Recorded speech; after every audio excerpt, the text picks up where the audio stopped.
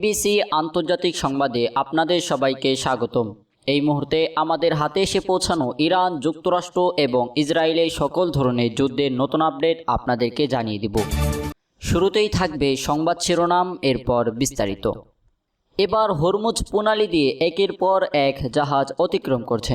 America যদি এবার Hormuz প্রণালীতে এসে কোনো বাধা দেয় তাহলে আমেরিকাকে ধ্বংস করে দেবার কড়া হুঁশিয়ারি দিল ইরানের পররাষ্ট্রমন্ত্রী। 24 ঘন্টায় হরমুজ প্রণালী পার হলো 25টি জাহাজ।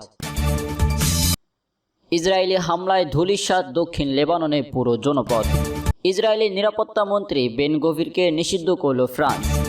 দর্শক, এতক্ষণ শুনছিলেন সংবাদ শিরোনাম, এখন বিস্তারিত। শুরুতেই আপনাদেরকে জানিয়ে দিব 24 ঘন্টায় হরমুজ প্রণালী পার হলো 25টি জাহাজ। ইরানের ইসলামী বিপ্লবী গার্ড বাহিনীর IRGC নৌশাখা জানিয়েছে গত 24 ঘন্টায় অন্তত 25টি বাণিজ্যিক জাহাজ কৌশলগতভাবে অত্যন্ত গুরুত্বপূর্ণ হরমুজ প্রণালী অতিক্রম করেছে। ইরানের আধা সরকারি বার্তা সংস্থা ফার্স নিউজ এজেন্সির এক প্রতিবেদনে এই তথ্য নিশ্চিত করা হয়েছে।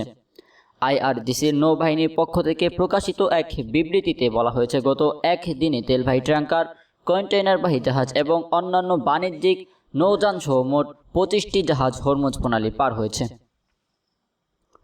এরপরে আপনাদেরকে জানিয়ে দিব ইসরায়েলি হামলায় ধূলিসাৎ দক্ষিণ লেবাননে পুরো জনপদ। লেবাননের দক্ষিণ অঞ্চলে দখলদার ইসরায়েলি বাহিনীর ক্রমাগত হামলা বেসামরিক নাগরিকদের জীবনকে এক চরম বিপর্যয়ের মুখে ঠেলে দিয়েছে। এখানে একটি বহুতল আবাসিক ভবনকে লক্ষ্যবস্ত্র করার আগে ইসরায়েলি বাহিনীর পক্ষ থেকে জোরপূর্বক সরিয়ে নেওয়ার নির্দেশ দেওয়া হয়। হামলার আশঙ্কায় গভীর রাতে স্থানীয় বাসিন্দারা বাধ্য হয়ে নিজেদের ঘরবাড়ি ছেড়ে পালিয়ে যান।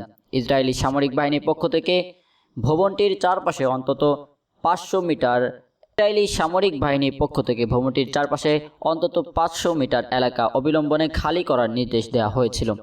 পরবর্তীতে ইসরায়েলি বিমান হামলায় ভবনটি সম্পূর্ণ ধ্বংসস্তূপে পরিণত হয়।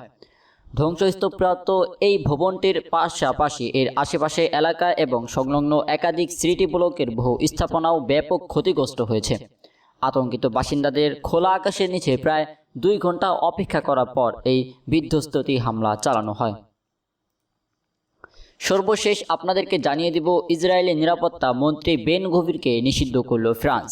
গাজা অভিমুখী সাহায্যকারী বহরের ফ্লোটিলা ফরাসি কর্মীদের প্রতি অগ্রহণযোগ্য আচরণের দায়ে ইসরায়েলের জাতীয় নিরাপত্তা মন্ত্রী ইতামার বেন গভিরের উপর নিষেধাজ্ঞা আরোপ করেছে ফ্রান্স। ফরাসি নাগরিকদের উপর হুমকি ও সহিংসতার অভিযোগে দেশটি তার প্রবেশ নিষিদ্ধ ঘোষণা করে দিয়েছে।